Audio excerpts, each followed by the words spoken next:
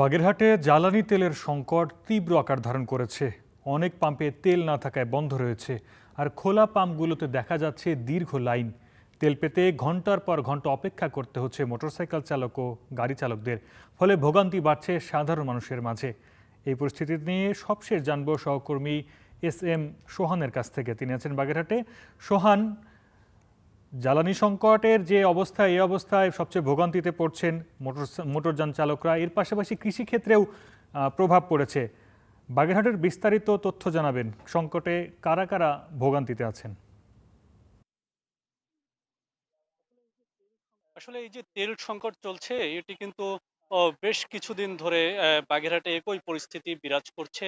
আহ, এই সংকটের কারণে বাগেরহাটের মোটরযান চালক বিশেষ করে যারা আম, বিক্রয় প্রতিনিধি হিসেবে বিভিন্ন কোম্পানিতে কাজ করে, আমরা দেখেছি তারা দীর্ঘ লাইনে দাঁড়িয়ে তেল নিচ্ছে। কারণ হচ্ছে তাদেরকে যে তেল দেওয়া হচ্ছে সেটি তাদের চাহিদার তুলনায় অনেক কম। এই কারণে কিন্তু তারা বেশ ভোগান্তিতে পড়েছেন। এছাড়া বাগেরহাটে প্রচুর পরিমাণ ধান চাষ হয়।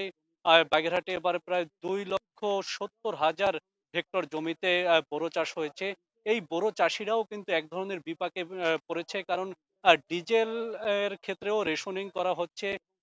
ডিজেল আসলে 200 টাকা বা 300 টাকার বেশি দেওয়া হচ্ছে না, এবং অতিরিক্ত ডিজেল নিতে হলে কিন্তু ইয়ে থেকে কৃষি কর্মকর্তা অথবা উপজেলা প্রশাসন থেকে অনুমতি আনতে হচ্ছে। এই অনুমতি নেওয়াটা কৃষকদের জন্য খুবই কষ্টের এবং বিড়ম্বনার। যার কারণে কিন্তু তারা সমস্যায় পড়ছেন। অন্যদিকে বাগেরহাটের পাম্পগুলোতে আমরা দেখেছি যে তেল সরবরাহ স্বাভাবিক রাখার জন্য তারা খুব চেষ্টা করছে। তবে পাম্প কর্তৃপক্ষের দাবি কিছু অসাধু আম আম মোটরযান চালক রয়েছেন যারা আসলে পেট্রোল এবং অকটেন তারা রিজার্ভ করছেন নিজ বাড়িতে।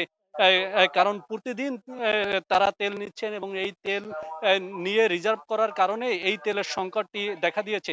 এই যে পাম্পটিতে রয়েছি আজকে আমরা, এই পাম্পে কিন্তু আজকে 5,000 লিটার পেট্রোল সরবরাহ করা হয়েছে।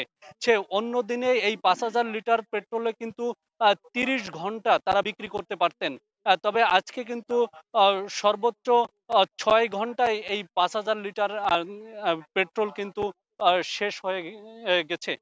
অন্যদিকে আমি যদি আপনাদেরকে একটু জানাতে চাই, এই যে পেট্রোল, ডিজেল এবং অকটেন সংকট, এই সংকট নিরসনে জেলা প্রশাসনের পক্ষ থেকে কিন্তু বাগেরহাটের যে 23টি পাম্প রয়েছে, এই 23টি পাম্পই ট্যাগ অফিসার নিয়োগ করা হয়েছে, এবং কখন কোন পাম্পে ডিপো থেকে তেল সরবরাহ করছে এবং কখন কোন পাম্প মোটরযান চালকদের কাছে তেল বিক্রি করছে, সেই বিষয়টি কিন্তু জেলা প্রশাসনের পক্ষ থেকে নিয়ন্ত্রণ করা হচ্ছে।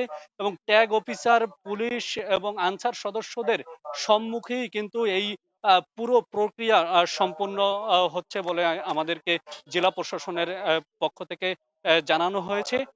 আজকের দিনে কিন্তু 23টি পাম্পের মধ্যে অন্তত 12টি পাম্পে তেল সরবরাহ করা হয়েছে বলে আমরা জেনেছি।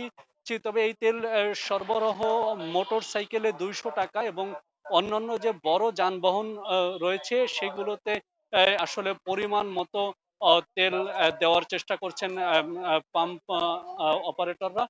বাগেরহাট থেকে এই ছিল আমার কাছে তেল সংকটের সর্বশেষ খবর।